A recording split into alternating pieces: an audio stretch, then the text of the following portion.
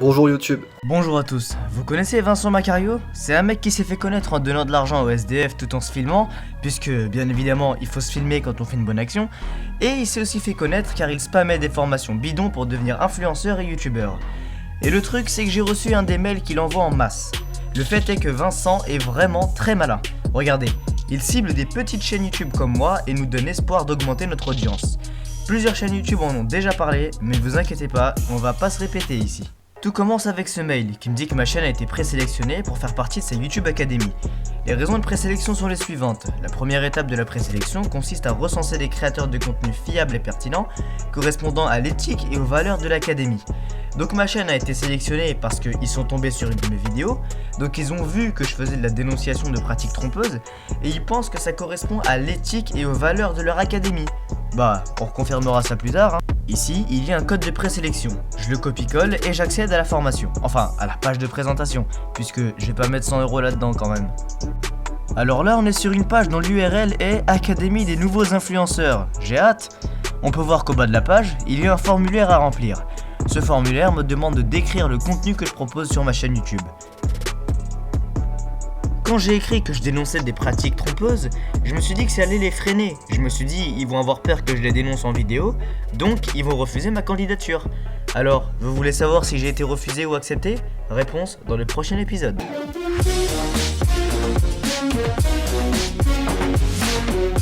Ok, je reprends. Mais je vais quand même pas vous spoiler tout de suite si j'ai été pris ou pas, puisqu'en attendant, on va continuer d'enquêter. Ici, on a accès à la vidéo de présentation de la formation de Vincent Macario. Alors vu que j'ai pas le droit de la télécharger, je l'ai plutôt enregistrée depuis mon micro. Donc le son ne sera pas impeccable, mais vous comprendrez quand même ce qu'il dit. Sur cette vidéo, merci d'avoir déposé votre candidature. Pour me présenter en quelques mots, je suis Vincent, votre futur channel manager, et je suis là pour répondre à vos questions sur la gestion de votre chaîne. Ici, il nous dit que c'est notre channel manager. Mais si on veut percer sur internet, on doit quand même être capable de gérer nous-mêmes notre compte. Donc on est censé être notre propre channel manager, non? Et vous proposer des actions à mener pour développer votre audience, votre clientèle et vos revenus. Avant de vous parler en détail des services de l'Académie, j'aimerais vous parler d'une étude que nous avons réalisée en interne sur les points phares qui empêchent les créateurs, youtubeurs, entrepreneurs de décoller. Alors ici, je tiens juste à préciser que Vincent n'a absolument aucune qualification professionnelle et il nous dit qu'il a mené une étude. Mais elle se base sur quoi ton étude? On pourrait avoir un compte rendu? Car pour beaucoup de gens, commencer à créer du contenu, ça ressemble à ça. Voilà, sur une échelle de résultats temps, d'un côté la courbe bleue indique ce que vous pensez mériter, vous vous dites ouais génial, je vais démarrer une chaîne, une entreprise, je vais pouvoir la développer, et vous vous rendez compte que la réalité est tout autre. Alors j'aborderai la question des tarifs un peu plus tard dans la vidéo, mais en soi c'est 100 € la formation, donc on paye 100 € et il n'est pas fichu de faire un graphique potable sur un logiciel. Enfin je dis ça mais il n'y a même pas que ça qui va pas en fait, c'est aussi 100 € pour qu'ils t'apprennent à voler le contenu de quelqu'un, l'adapter, le reposter et faire du profit dessus. Alors je vois bien que vous me croyez pas, mais je pense qu'un extrait pour appuyer mes propos n'est pas de trop. C'est bien marrant. Et là, qu'est-ce que tu fais quand c'est une image qui n'est pas avec un droit d'auteur, c'est-à-dire qu'il n'y a pas de filigrane ou il n'y a pas de licence particulière? Je t'invite à regarder dans la description pour ne pas faire d'erreur évidemment avec le créateur de contenu. Mais quand c'est une vidéo amatrice comme celle-ci, tu peux les cutter, les couper, et après tu peux les réadapter. C'est-à-dire que tu télécharges la vidéo directement, tu mets par exemple ton logo ici, tu imagines, je sais pas, un truc sympa, tu vois, en fonction de ce que tu vas faire, etc. Et ensuite, tu l'uploades. Transforme, tu mets ton logo, tu le mets sur ta chaîne, tu l'envoies, et tu verras, les gens vont se l'échanger parce qu'ils vont trouver ça super. Alors, vous me croyez maintenant? Et nous allons ainsi suivre votre évolution, vous guider et vous accompagner surtout dans le développement de votre chaîne et de votre activité. Vous pourrez ainsi bénéficier de l'expertise de votre channel manager, en l'occurrence qui est moi. Bénéficier de l'expertise de Vincent Macario. Je tiens juste à rappeler que ça irait plus vite d'énumérer le nombre de gens qui n'ont pas eu de drama avec Macario plutôt que de ceux qui en ont eu. Donc en termes d'expertise, t'es l'un des mecs les plus critiqués sur le YouTube français. J'ai pas envie de finir comme toi, je ne vais pas suivre tes conseils. Bon, depuis tout à l'heure, je le critique sur sa vidéo de présentation. Mais sa formation en soi, elle est bien ou pas finalement?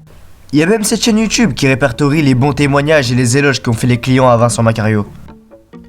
Mais ce qu'ils ne vous disent pas, c'est que sur internet, il est facilement trouvable d'autres vidéos qui disent exactement le contraire.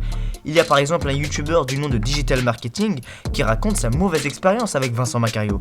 Il y a aussi cette youtubeuse du nom de Raphaël. On va voir ce qu'elle nous dit dans sa vidéo et ce qu'on pourrait en tirer par rapport à la formation. Bonjour à tous, c'est Raphaël et aujourd'hui on se retrouve pour une nouvelle vidéo pour parler de Vincent Macario et de sa YouTube Academy parce que moi aussi je me suis un peu fait avoir et je voulais partager mon expérience pour prévenir tout le monde de pas dépenser d'argent pour lui. Ah, excellent. Elle nous précise dès le début de la vidéo qu'il ne faut surtout pas mettre de l'argent dedans. Alors, ça peut sembler être des propos diffamatoires envers le travail de Vincent Macario, mais je tiens juste à expliquer au cas où Macario déciderait de porter plainte contre moi ou de me striker auprès de YouTube. Ce que dit cette youtubeuse n'est absolument pas illégal, du fait que elle a payé la formation, elle sait ce qu'il y a dedans et elle nous met en garde sans nous diffuser le contenu de celle-ci. D'ailleurs Vincent Macario, si jamais tu voulais porter plainte contre moi, honnêtement fais-le, ça me fera de la pub et au moins tu auras effectivement contribué à augmenter mon audience. Pour en revenir à Raphaël, elle a reçu le même mail que moi concernant la présélection. Mais un truc m'a sauté aux yeux, le nom du destinataire n'est pas le même que moi. C'est bizarre quand même. On est là, on critique Vincent, mais après tout lui, il veut m'aider, comme il veut aider les SDF en vidéo.